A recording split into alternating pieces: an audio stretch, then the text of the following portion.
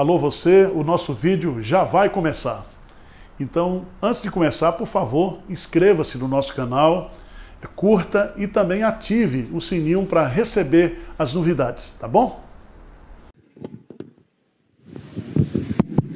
Bom dia, meus irmãos. Quero cumprimentar a todos com a graça e a paz de Jesus também. Nós estamos estudando a carta de Paulo aos Efésios.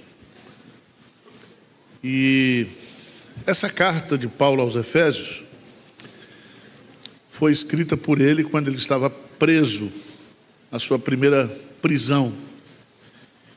E ele escreveu 4 cartas quando ele estava na prisão. Por isso que essas 4 cartas são chamadas cartas da prisão. Efésios, Colossenses, Filipenses e Filemão. Nós estamos estudando a carta aos Efésios. Se você quiser, você pode recorrer lá ao nosso canal do YouTube para você relembrar as aulas que eu dei aqui no começo. Nós estamos no capítulo 2, segunda parte do capítulo 2. Abra a sua Bíblia aí, nós vamos... Essa carta de Paulo aos Efésios é a carta onde ele apresenta o conceito de igreja. No capítulo 1, nós expusemos aqui, ele, nos versos de 3 a 14 do capítulo 1, ele fala da participação da Trindade na nossa redenção. Ele fala o papel do Pai, o papel do Filho e do Espírito Santo. O Pai nos escolheu, o Filho nos redimiu e o Espírito Santo nos converteu. Na segunda parte do capítulo 1, versos 15, você pode ver até o versículo 23, Paulo faz uma oração para que eu e você, nós possamos ter discernimento espiritual, compreensão espiritual, para entender a grandeza da nossa salvação. No capítulo 2, versos de 1 a 10, ele vai falar da nossa salvação pessoal. Pela graça sois salvos. O conceito fundamental, veja no capítulo 2, versículo 1. O que diz aí?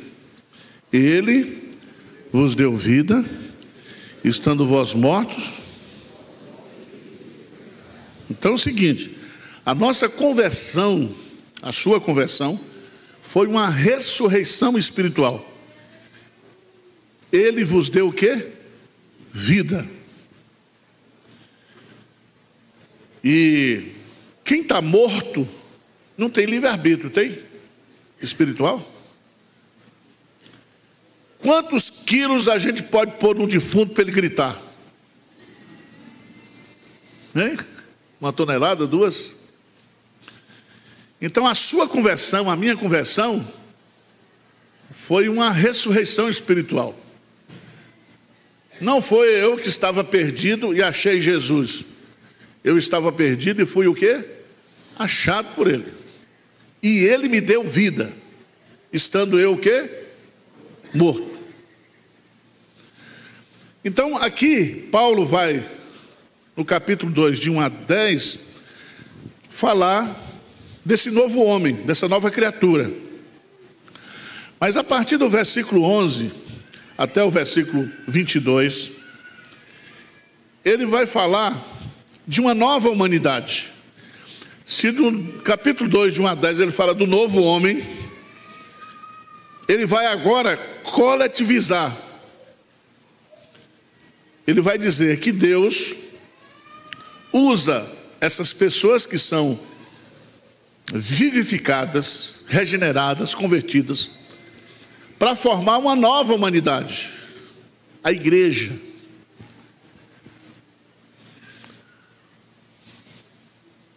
Então, por exemplo, quem foi convertido, segundo Efésios 2, de 1 a 10, passa a fazer parte agora de uma família. Por isso que esse negócio de dizer que eu sou crente, não preciso de igreja, isso é heresia. Porque quando você é convertido, você automaticamente você está fazendo parte da família de Deus. Mas vamos lá. Vamos ler juntos, por favor. Versos 11 e 12. 11 e 12 do capítulo 2. Vamos lá? Portanto, lembrai-vos, chamados para aqueles que na carne, por mãos humanas, naquele tempo estavais sem Cristo, separados da comunidade de Israel, estranhos às alianças, mas tendo esperança. Pronto, para aí. Porque se você for para o capítulo 2, no versículo 2, ele vai falar nos quais andastes o quê? Outrora. E sempre vai ter uma adversativa. Ele vai falar do passado e vai falar do presente. Portanto, lembrai-vos que outrora, vocês que são gentios, porque Paulo está escrevendo aqui para a igreja de Éfeso, nós somos gentios, porque não somos judeus. Nós estávamos excluídos da bênção. Primeiro, nós éramos incircuncisos. A expressão que Paulo usa aí. A circuncisão foi estabelecida por Deus como um ritual de iniciação à entrada na comunidade de Israel. É como se fosse o batismo hoje. Como é que você entra na igreja? Faz parte da igreja através do batismo. O batismo substitui a circuncisão. Ou a circuncisão é um tipo do batismo. É tanto que a circuncisão só pode ser feita uma vez, né? Não pode capar o cara duas vezes, pode? É igual o batismo, é um só. Foi batizado, é batizado. Então, nós éramos o quê? Incircuncisos. O que significa isso? Significa que não éramos do povo de Deus, não fazíamos parte do povo escolhido de Deus. Também, nós estávamos separados da comunidade de Israel. Veja aí, no capítulo 2, versículo 11. Portanto, lembrai-vos que outrora vós gentios na carne, chamados o quê? Incircuncisão por aqueles que se intitulam circuncisos, ou seja, os judeus, chamavam vocês dessa maneira. A expressão, naquele tempo estavais sem Cristo e o quê? Separados. Aliás, tem uma palavra, hoje está na moda, que é o sem, né? Sem com S. Tem um sem terra, sem teto, sem emprego, sem mulher, sem marido, sem vergonha. Então, o sem está na moda. Veja que ele vai usar aqui. Nós estávamos sem Cristo, separados da comunidade de Israel, estranhos às alianças da promessa. O que significa isso?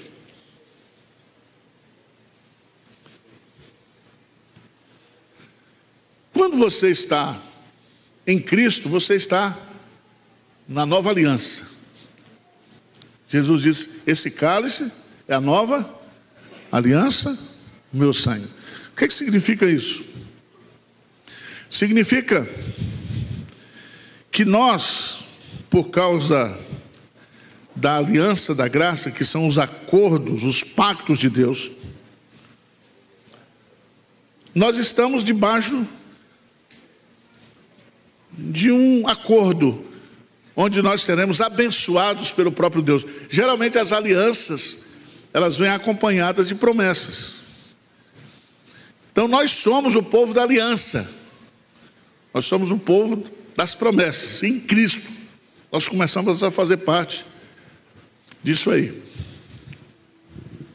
Vocês estão entendendo ou não? Vamos lá.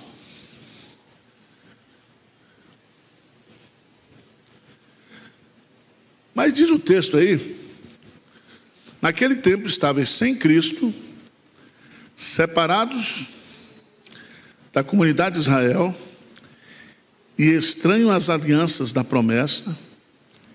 Mas duas coisas, quais são elas? Não tendo esperança e sem Deus no mundo. Sem Jesus, nós não tínhamos esperança. Significa que nós não tínhamos futuro. Ou o futuro que a gente tinha sem Cristo era a condenação eterna.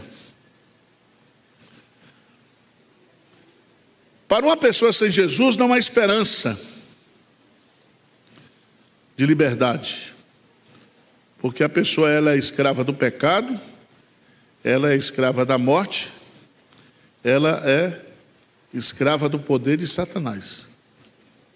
Quando a gente recebe essa vida, essa ressurreição espiritual, aí nós temos a vitória sobre a morte. E aí nós temos todas as bênçãos decorrentes da nossa salvação. Agora, ele conclui dizendo: estávamos sem Deus, o quê? No mundo. Em outras palavras, eu acho que essa colocação aqui, ela resume tudo. Estar sem Deus no mundo resume tudo que foi dito. Significa viver sem um relacionamento pessoal com Deus. Veja no capítulo 2, versículo 1, o que diz aí? Ele, Deus, vos deu vida, estando vós mortos. Então, sem Deus, a pessoa está o quê? Morta espiritualmente.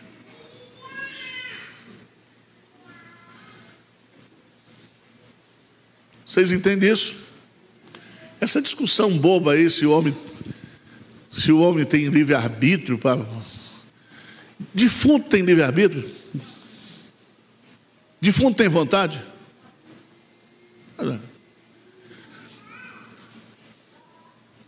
Ou Deus dá vida para o defunto, ou o defunto não pode levantar a mão dizendo: eu aceitei a Cristo. Ele pode fazer isso visivelmente, mas o ato da conversão é um ato de ressurreição espiritual. Então não me enche mais a paciência. Mas o livre-arbítrio, meu irmão, defunto não tem livre-arbítrio. E aí nós estamos falando do ponto de vista o quê? Espiritual. Ele tem livre agência, ele tem liberdade de ir, vir, ele tem opinião, ele tem vontade, ele tem querer, ele tem desejo. Mas isso do ponto de vista o quê? Humano. Mas do ponto de vista espiritual, ele é um defunto. Então não é você que vai a Jesus, é Jesus que vem a você. Está resolvido isso na sua cabeça? Mas definitivo, pelo amor de Deus.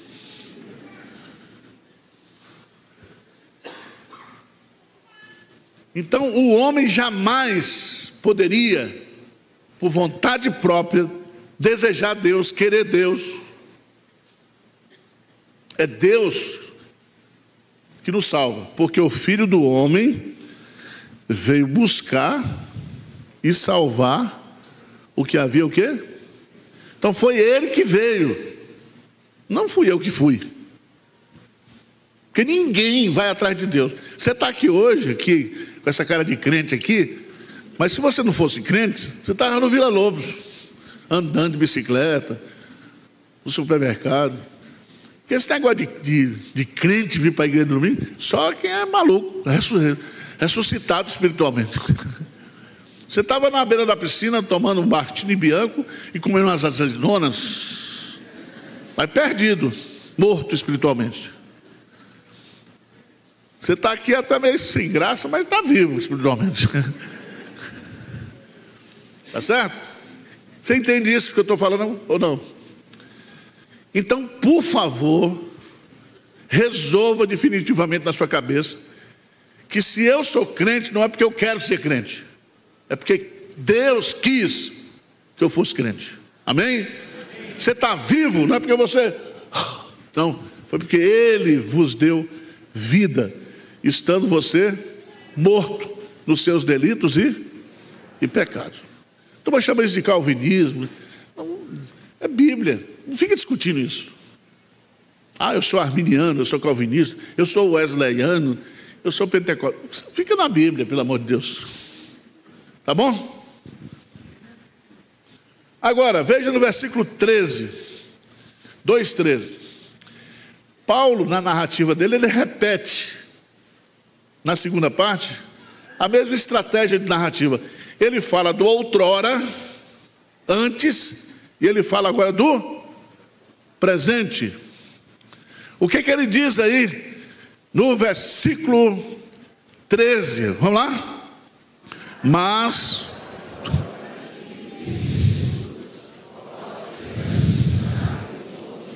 fostes aproximados, para por aí. Mas é uma adversativa. Mas ele usa um advérbio de tempo. Qual é o advérbio de tempo? Agora. Agora, pois, nenhuma condenação há para aquele que está em... Significa agora, que você é crente agora. Você é salvo agora. Outra coisa, você não vai perder a salvação. Se você está salvo agora, você está salvo para sempre. Não tem um anjo lá, escreve seu nome no livro da vida, apaga, põe um branquinho. Você desvia, aí você volta, escreve de novo. Não é assim não, Deus não... Eu sou o bom pastor, e o bom pastor dá vida pelas suas ovelhas. Elas ouvem a minha voz, elas me seguirão, eu lhes dou a vida eterna, e ninguém poderá arrebatar da minha mão. Então resolve isso na sua cabeça também. Você está salvo agora e para sempre. Você vai dar trabalho para Deus, mas tudo bem. Deus é misericordioso. Por isso que as misericórdias do Senhor se renovam a cada manhã. Mas coloca isso na sua cabeça. Se você nasceu e você é um filho de Deus, Deus não vai rasgar a sua certidão de nascimento, não. Você está salvo para sempre. Tá certo?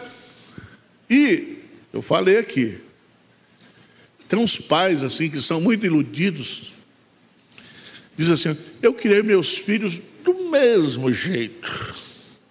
Já viu isso? Agora um é assim, presta atenção.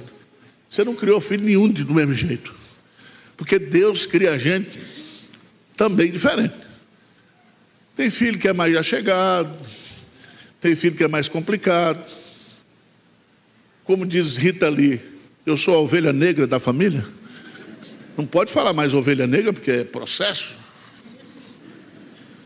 É como um vereador lá de Manaus está querendo tirar a bola preta do sinuca. Por quê? Porque todo mundo quer matar a bola preta.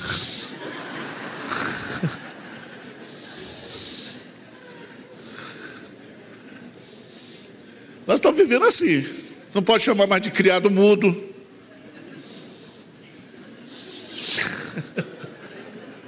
Tá difícil, tá ou não tá? Eu chego lá na Bahia, tem uns primos lá que são tudo negão. Ô, negão, como é que vai? Não. Ô, bronzeado, tudo bem? Chamar assim agora, não posso mais, né? Mas, meu irmão, naquele tempo estava sem Cristo. Mas agora, você estava sem, mas agora você está em. Mudou ou não? Sem e em Cristo. Você está em Cristo. Vós, que antes estavais longe, fostes o quê? Aproximados. 3 lições aqui nesse versículo.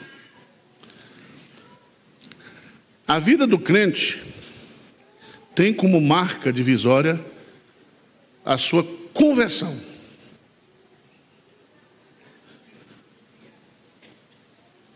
A palavra agora, o advérbio, estabelece o contraste de tempo com o outrora.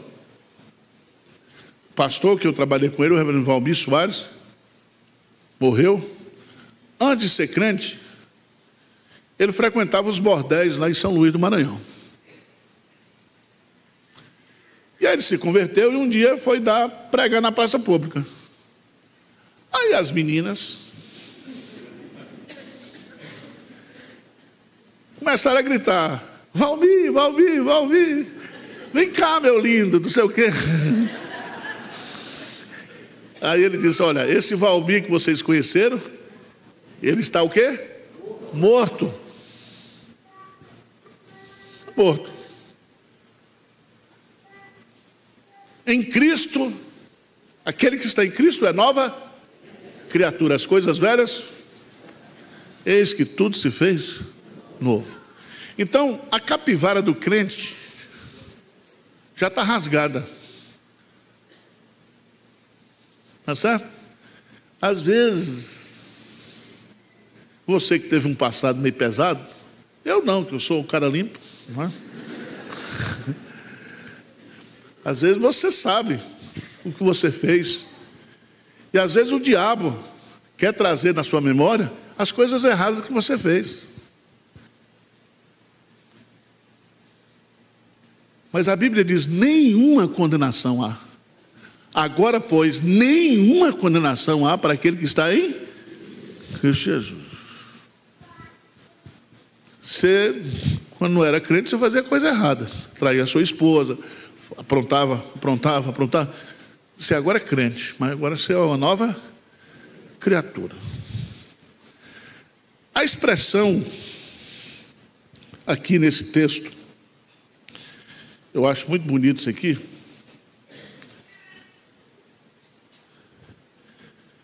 A conversão é vista aqui por Paulo como uma aproximação espiritual de Deus, ou uma imediata presença ou introdução à presença de Deus. Presta atenção.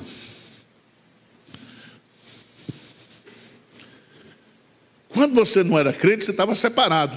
Agora você foi o quê? Aproximado.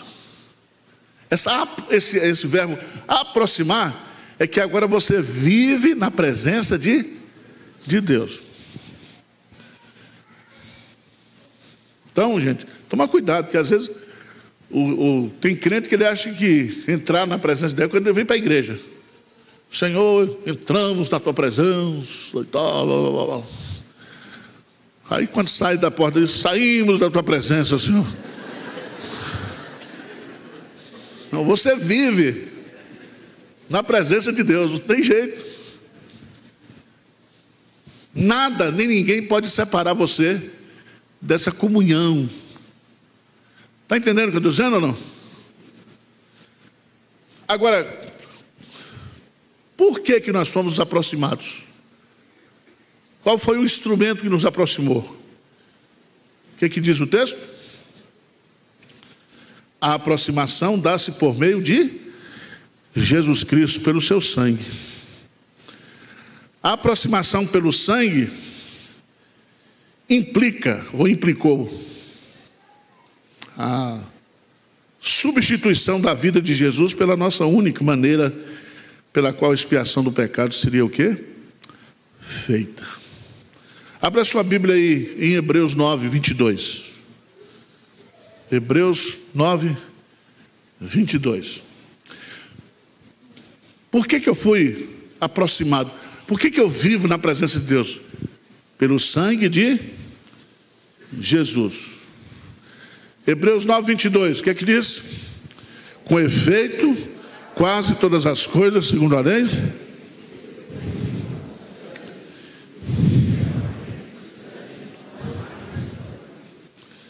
então presta atenção. Quando ele usa a palavra sangue aí, é a vida. Se você for lá para Levítico, capítulo 19, o texto é bastante claro, diz que a vida está no sangue. Por isso que quando você faz exame de sangue, revela tudo sobre você. Que a vida está no sangue. Por isso que quando o cara está morrendo de anemia, ele toma o quê? Sangue. Mas o sangue é um símbolo da vida. Significa o seguinte: eu fui aproximado, eu fui colocado na presença de Deus, porque Jesus Cristo derramou o seu sangue, a sua vida. Ou seja, Ele morreu em meu lugar, em seu lugar.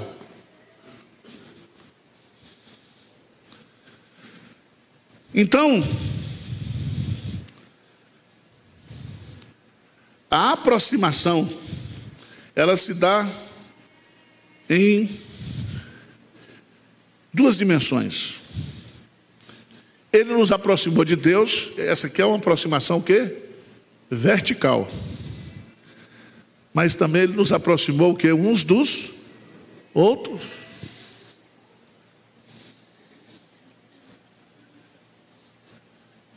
Isso aí você precisa entender. Não tem como você se aproximar de Deus e não se aproximar do irmão.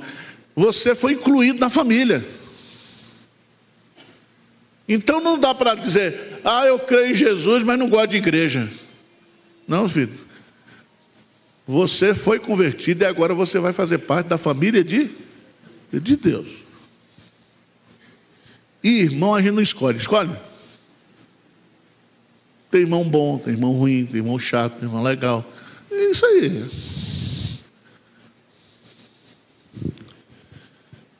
Mas vamos lá. Veja no verso seguinte, versículo 14. Em Cristo nós somos aproximados pelo sangue dele, pela substituição dele. Versículo 14. Porque Ele é a nossa paz, o qual de ambos fez um, e tendo derrubado a parede da separação que estava no meio, a inimizade. Então, em Cristo nós não somos mais o quê? Inimigos. Nós somos o quê? Amigos. Lá no templo em Jerusalém, o templo construído por Salomão, tinha os átrios. Então tinha o átrio dos judeus, o átrio dos gentios, o átrio das mulheres. Paulo fala que Jesus Cristo veio e derrubou os muros que separavam. Vocês estão entendendo ou não? Eu estou pensando em falar com o Trump para construir um muro para isolar a Zona Leste. Eu brinco com os meninos aqui, eu sou da Zona Leste. Nós construímos muros. Jesus veio para o quê? Derrubar os muros. Significa, vamos lá para o texto de Gálatas, volta um pouquinho aí. Gálatas capítulo 3, versos 28 e 29.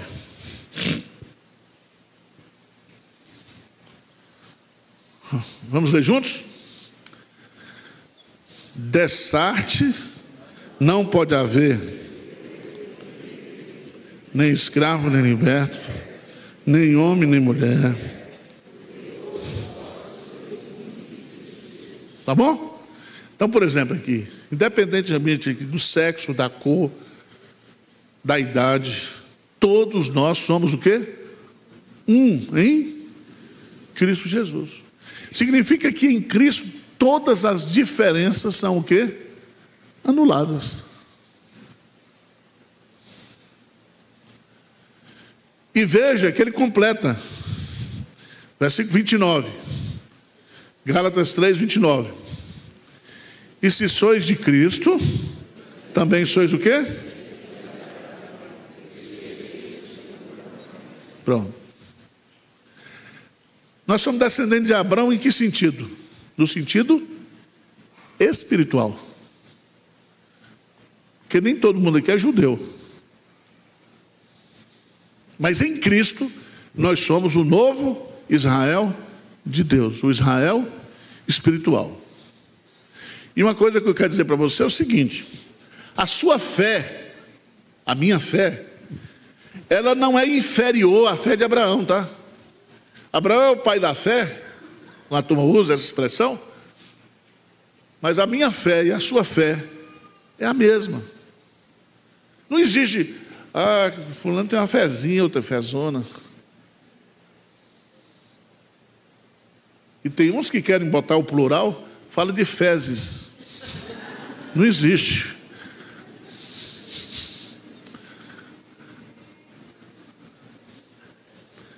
Primeira de Pedro,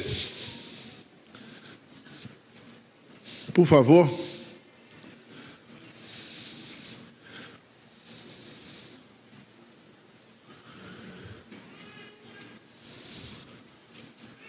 Desculpa.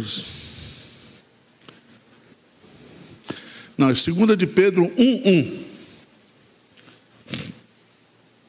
Que hoje está na moda, né? No meio evangélico, a questão dos títulos, né? Apóstolo, bispo, pastor, profeta, patriarca. Tem uns que chegam assim: pastor, faz uma oração aí por mim, porque a sua oração é poderosa. Eu falei: não existe isso. A fé que você tem é a mesma fé que eu tenho. É a mesma fé dos apóstolos. Não existe uma fé de segunda qualidade. Dá para entender?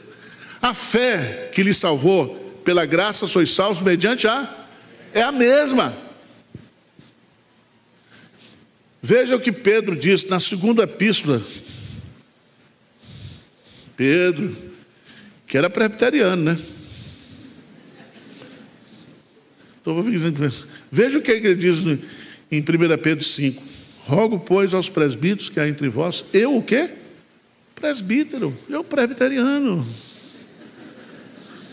Desculpa aí, o pessoal pentecostal, acho que Pedro, né?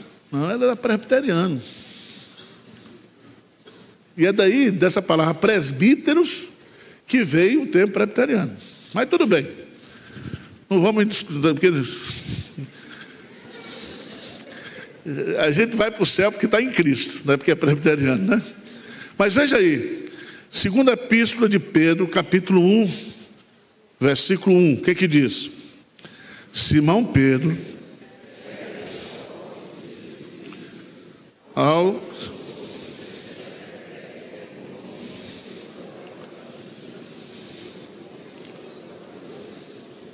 presta atenção, grifa essa expressão. Obtiveram fé igualmente o quê? Na justiça de Cristo. A fé é preciosa. Como o sangue de Cristo é precioso. Mas essa fé, ela é igualmente. Ou seja, o que Pedro está dizendo é o seguinte: a fé que eu, Pedro, servo de, é a mesma fé que o Espírito Santo deu para você. Está entendendo? Então não existe a fé do apóstolo, a fé do patriarca. Não, é a mesma fé. a fé salvadora. Mas vamos voltar lá para Efésios, capítulo 2. Diz que Jesus, ele é a nossa paz.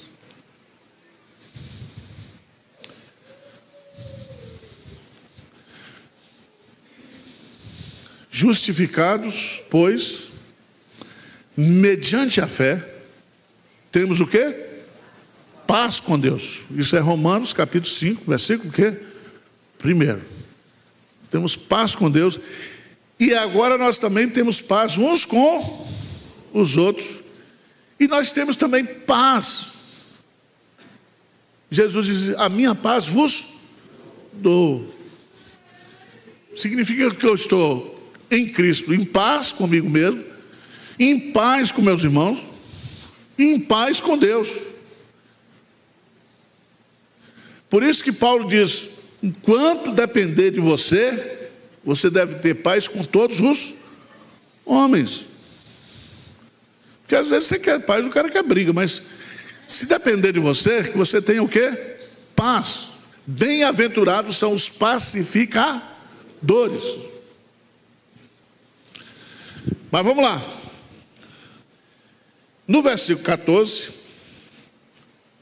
porque ele é a nossa paz, o qual de ambos fez um, e tendo derribado a parede da separação que estava no meio. Por quê? Porque eram inimigos. O judeu não se relacionava com o gentio. Mas agora a parede, a inimizade foi o quê? Derrubada. Por isso que João diz assim: como é que você diz que ama a Deus que não vê e odeia o seu irmão que vê? Sua fé está incoerente, filho.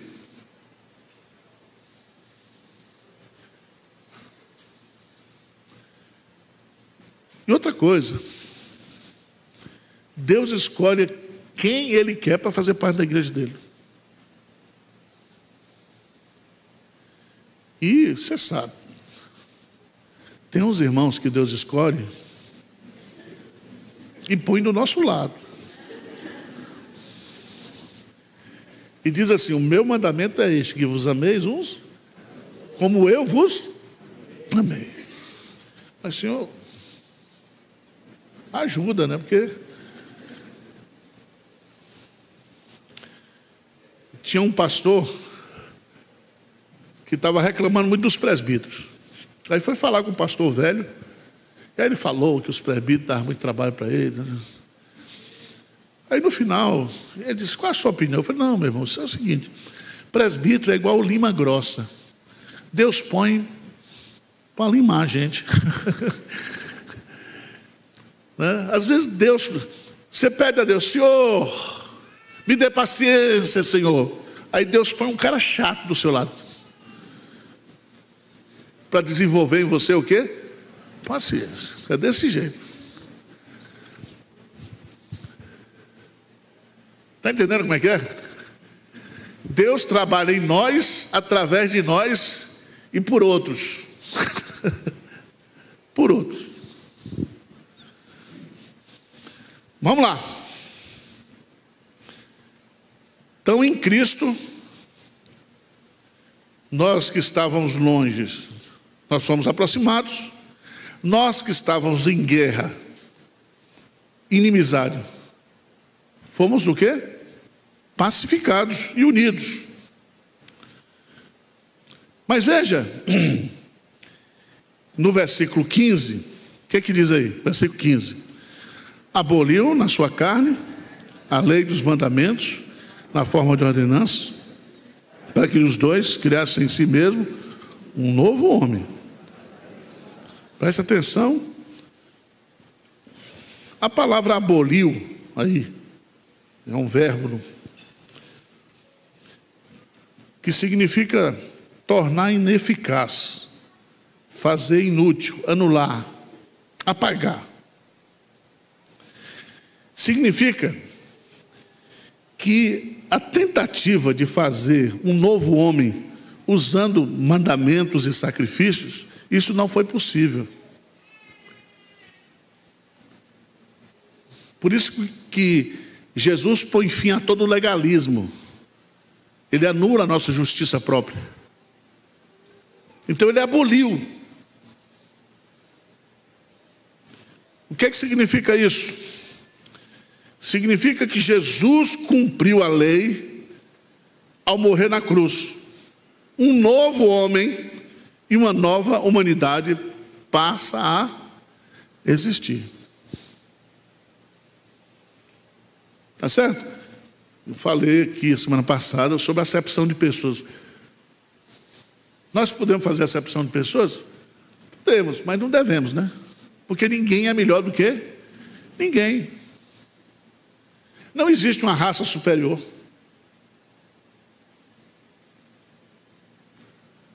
O baiano é diferenciado, porque o baiano é cidadão universal, né? O cearense, onde você chegar tem um cearense. Se você for em Marte, tem uma arcada dentária de cearense lá. Mas não existe raça. Por que eu não nasci da Suíça? Por que eu não sou escocês? Meu irmão, não existe raça.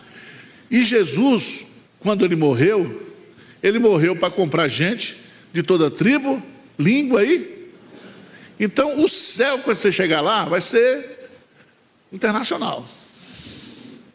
Vai ser como uma Olimpíada, vai ter gente, vai ter atleta do mundo inteiro. De todas as nações da terra. Então, se você não gosta de argentino, comece a amar argentino, que vai ter argentino no céu. Deu para entender? Então ele fez isso. Ele derrubou a parede da separação. Ele aboliu os mandamentos cerimoniais. Versículo 16, o que diz aí? Ele e reconciliasse ambos em um só corpo com Deus, por intermédio da cruz.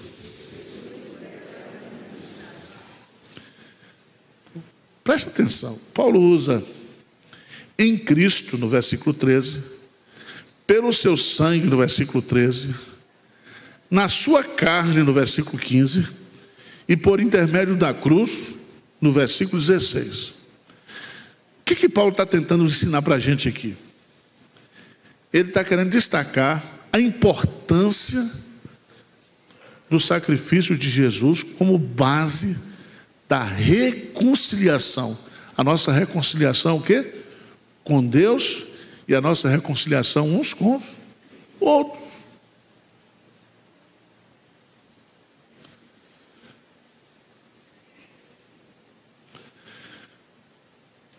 Versículo 16. Ele reconciliou judeus e gentios, circuncisos e incircuncisos. Nós somos uma família, somos um povo. Versículo 17, o que é que diz aí? 2,17, o que é que diz? Que estavais longe, e paz também. Então, quando Jesus veio, ele pregou para os judeus, mas ele pregou também para os gentios. Ele pregou para aqueles que estavam perto e pregou para aqueles que estavam o quê? Longe. E ele deu uma ordem para a igreja: fazei discípulos de todas as nações, ide e pregai o evangelho a toda criatura. E é tão bonito isso, irmãos, porque Jesus não somente realizou o sacrifício pela paz, mas ele anunciou a paz. Ele pregou a paz. Abra sua Bíblia aí, por favor, só para a gente conferir. Mateus, capítulo 9, versículo 13. E Lucas 19:10. Mateus 9:13. O que diz? Ide.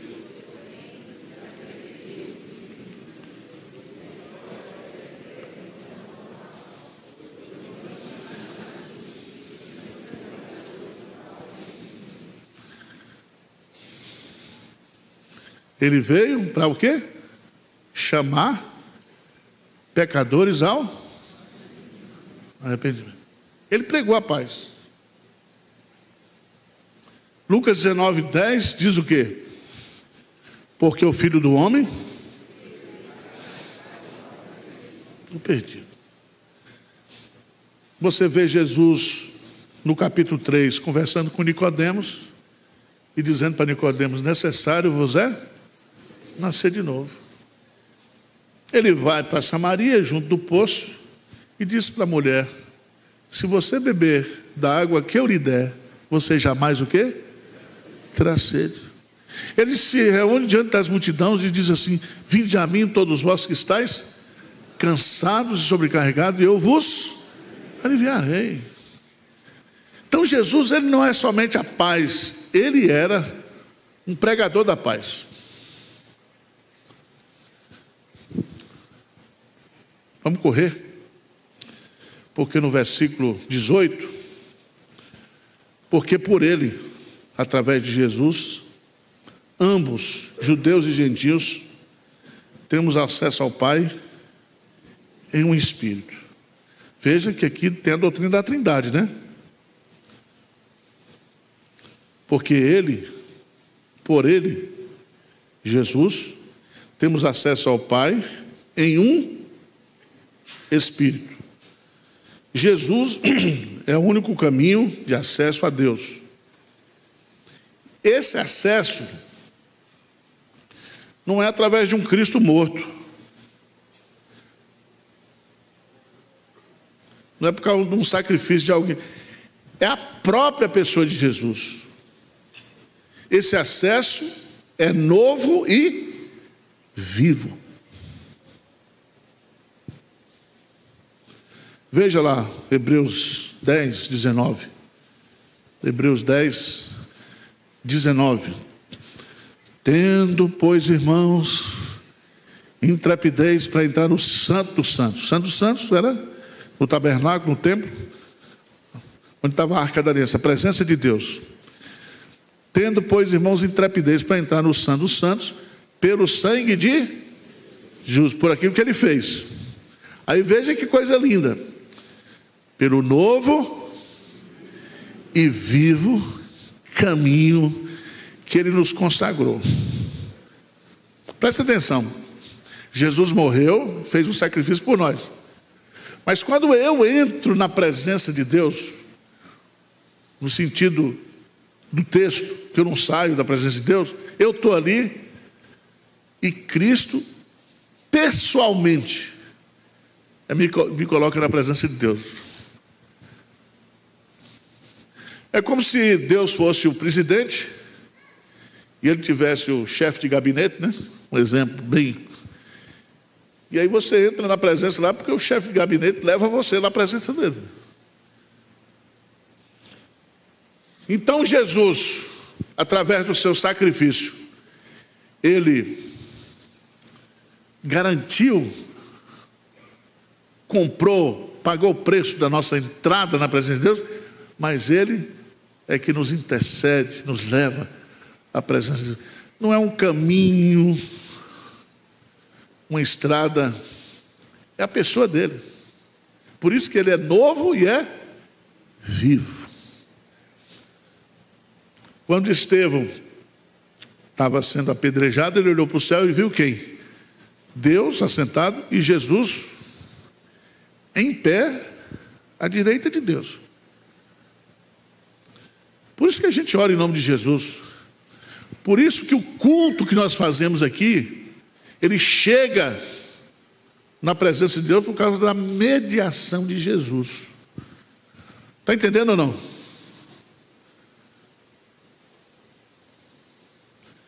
É como se Jesus pegasse a gente e conduzisse, a gente vai com ele na presença de Deus. Ele é o caminho, por isso que ele é novo e ele é vivo. Vocês entenderam ou não? Estou me esforçando, né? Quais são os resultados? Eu vou rapidamente. Versículo 16. Quais são os resultados dessa inclusão? Ele vai usar 4 metáforas aí. Primeiro, versículo 16, ele usa a figura de um corpo. E reconciliar-se ambos em um só corpo. Então nós somos o corpo de Cristo. O que significa corpo? Significa que nós somos diferentes, porque no corpo há muitos membros. Mas cada membro tem a sua o quê? Função. Então nós temos a unidade, nós temos a diversidade, mas nós temos aquilo que a gente chama de mútua dependência. Você não pode dizer para o dedo mindinho que você não precisa dele, que de vez em quando você tem que coçar aqui. Todos aqueles que estão no corpo têm uma função. Tem uma função mais importante: fígado, cérebro, coração. Mas tem um apêndice, né? Eu fico pensando, Senhor, para que tem apêndice? É só para estourar e fazer cirurgia.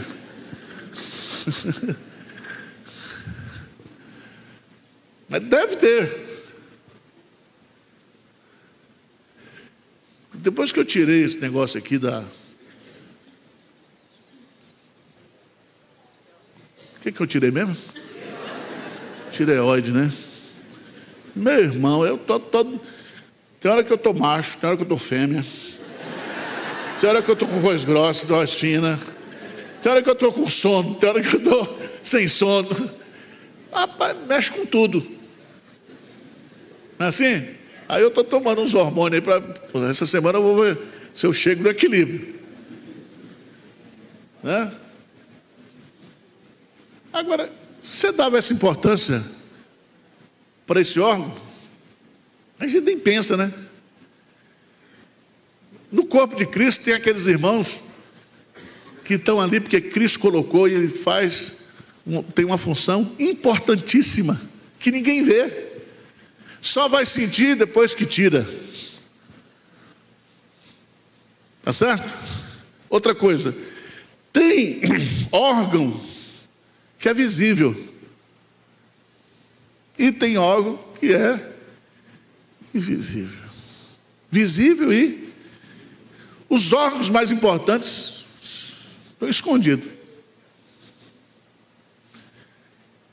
Às vezes na igreja, quem está fazendo... Quem está carregando o piano não é o que canta, que apresenta aqui, mas é o zelador, o cara que está ali fazendo a coisa, né? Assim? Se você veio aqui, se essa flor está aqui, alguém comprou ou não? Você viu? Aí. Então nós somos o quê? Um corpo. Versículo 19. O que ele diz aí?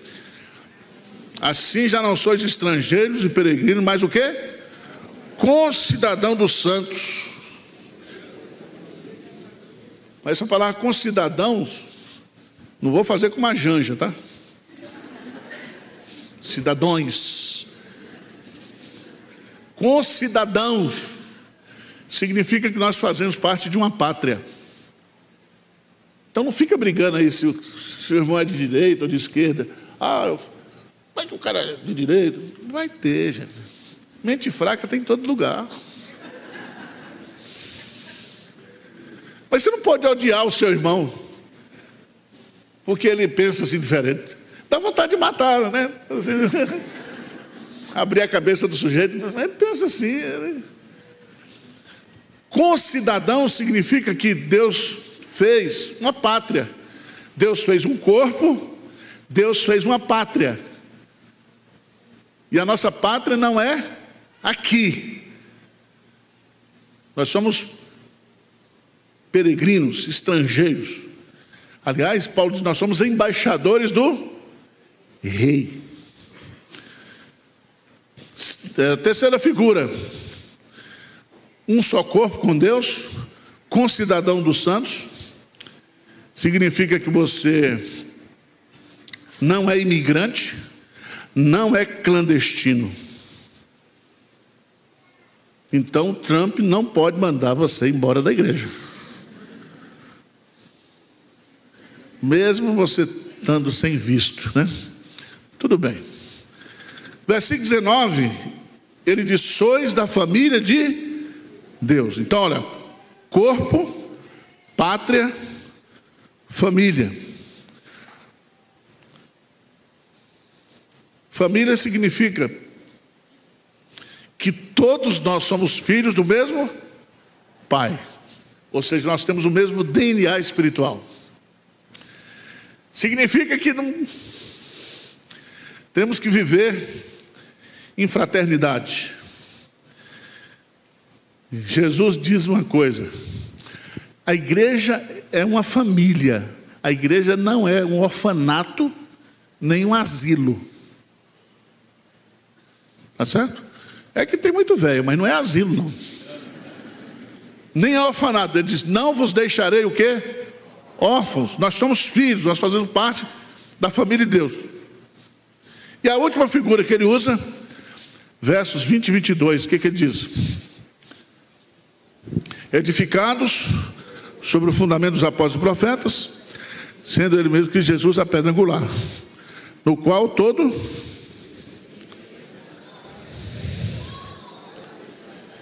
Então presta atenção, Paulo vai usar 4 metáforas para a igreja. A igreja é um corpo, a igreja é uma pátria, a igreja é uma família, e agora ele usa um edifício. E esse edifício tem uma estabilidade, porque Cristo é a pedra o quê? Angular, o alicerce. Em cima de Cristo tem um ensino dos apóstolos, que é a palavra de Deus. E aí esse edifício está sendo o quê? Construído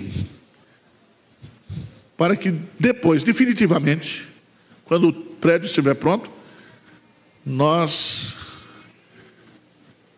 estaremos no céu como igreja e habitaremos com o Senhor para sempre.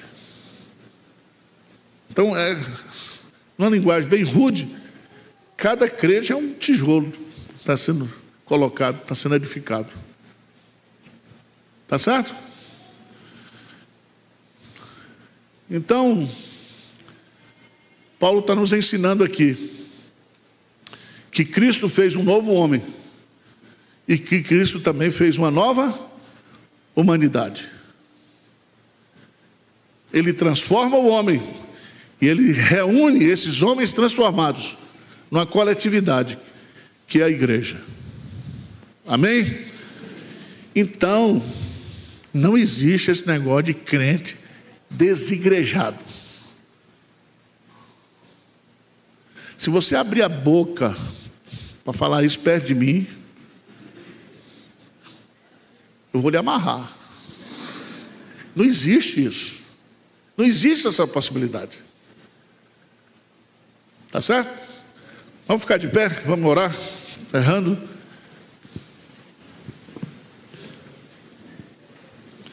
Senhor Deus, nós te glorificamos nesta manhã, porque o Senhor nos deu vida em Cristo Jesus, e o Senhor nos deu a graça, o privilégio de fazermos parte da tua família. Somos os teus herdeiros, Pai. Que cada um aqui se conscientize disso, que cada um aqui busque um relacionamento contigo, e que também nós busquemos um relacionamento uns com os outros. Nós oramos em nome de Jesus. Amém.